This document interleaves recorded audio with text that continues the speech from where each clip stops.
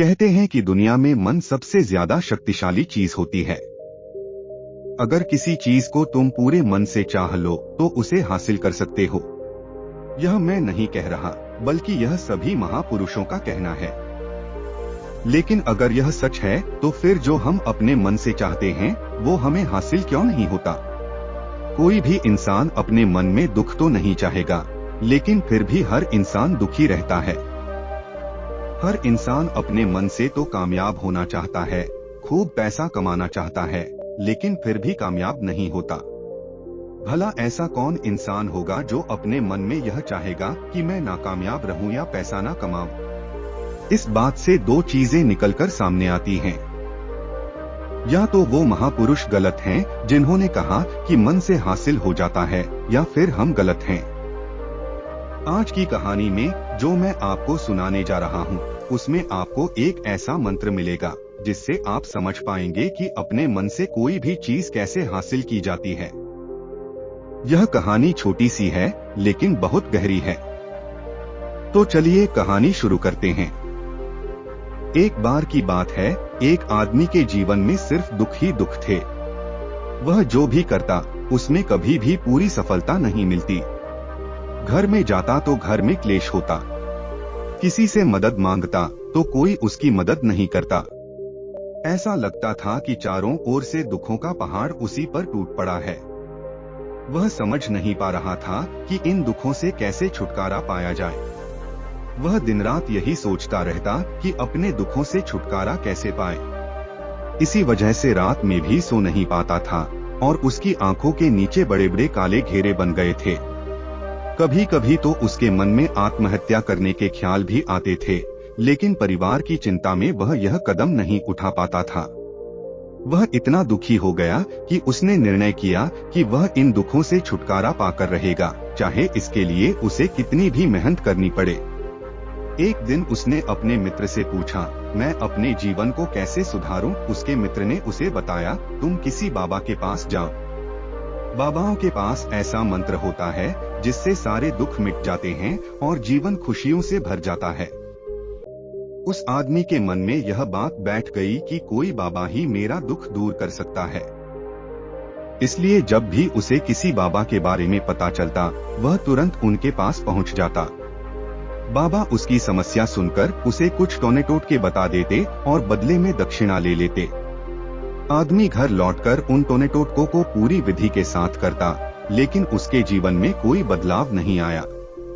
धीरे धीरे उसका धन भी खत्म हो गया और उसके जीवन में दुख और ज्यादा बढ़ गए। तब उसने सोचा कि बाबाओं के पास जाने से मेरे दुख कम नहीं हो रहे हैं बल्कि बढ़ रहे हैं, तो मुझे अब क्या करना चाहिए? फिर एक दिन किसी ने उसे सलाह दी कि वह अपने घर में हवन करवा ले। उसने पंडित को बुलाकर हवन करवाया, लेकिन इससे भी उसके जीवन में कोई बदलाव नहीं आया। अब वह आदमी पूरी तरह से दुखी और परेशान हो गया। एक दिन उसे एक ऐसे बाबा के बारे में पता चला जो कोई दक्षिणा नहीं लेते थे। उसे लगा कि यह बाबा दूसरे बाबाओं की तरह नहीं हो सकते। वह बाबा के पास पहुंचा। बाबा ध्यान में बैठे थे। थोड़ी देर बाद बाबा ने आंखें खोली और देखा कि एक दुखी और परेशान आदमी उनके सामने बैठा है। बाबा ने उससे पूछा, बच्चा क्या चाहते हो? आदमी ने कहा, बाबा मैं बहुत परेशान हूँ। मैंने अपने दुखों को दूर करने के लिए बहुत कुछ किया, लेकिन मेरे जीवन में कोई सुधार नहीं आया। बाबा ने कहा, दुखों को दूर करने के लिए मंत्र ऐसे ही नहीं मिलते, तुम्हें कुछ करना होगा। आदमी ने सोचा कि यह बाबा भी मुझसे दक्षिणा मांगेंगे, लेकिन और कोई रास्ता न देखकर उसने कहा, बाबा आपको जितनी भी दक्षिणा चाहिए मैं देने के लिए तैयार हूँ, लेकिन आपका मंत्र सच्चा होना चाहिए।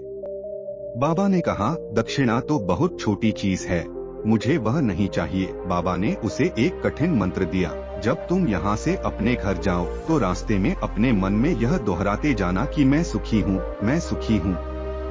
लेकिन याद रहे यह सिर्फ मन में कहना है, जुबान पर नहीं आना चाहिए। आदमी ने सोचा कि बाबा ने तो कोई दक्षिणा भी नहीं ली और मंत्र भी बहुत छोटा है, इसलिए मैं इसे कर ही लूंगा। वह आदमी जब घर के लिए चलने लगा तो बाबा ने कहा, बच्चा एक बात याद रखना, जब तुम यह मंत्र अपने मन में दोहराओ तो तुम्हारे मन में बंदर का विचार नहीं आना चाहिए। आदमी ने सोचा, मुझे आज तक बंदर का कोई विचार नहीं आया, तो अब क्यों आएगा। लेकिन जब वह अपने मन में मैं सुखी हूँ दोहराते हुए थोड़ी दूर चला तो अचानक उसके मन में बंदर का ख्याल आ गया। उसने इस ख्याल को पकड़ लिया और वह भूल गया कि उसे क्या मंत्र दोहराना था। वह घर पहुंचा और अपनी पत्नी से कहा, ए बंदरिया, मुझे खाने में बंदर परोस दो। जैसे ही उसने यह कहा, उसे एहसास हुआ कि उसने क्या बोल दिया। वह समझ नहीं पा रहा था कि उसे हर जगह बंदर ही क्यों नजर आ रहे हैं।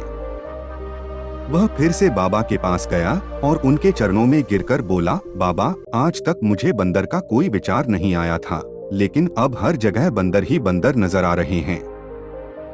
यह हो क्या रहा है। बाबा हंसने लगे और बोले, बच्चा, मन का जाल बहुत कठिन है। हम जिस चीज से दूर भागना चाहते हैं वही चीज हमारे मन में और गहराई से बैठ जाती है। हम जितना किसी चीज से छुटकारा पाना चाहते हैं वह उतनी ही गहराई में समा जाती है।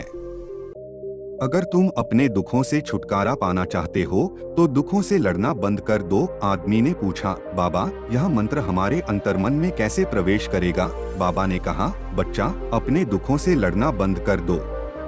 जब तक तुम अपने दुखों को दूर करने के बारे में सोचते रहोगे तब तक वे दुख तुमसे चिपके रहेंगे। जिस दिन तुम दुखों के बारे में सोचना बंद कर दोगे उसी दिन से तुम्हारी जिंदगी से दुख गायब हो जाएंगे।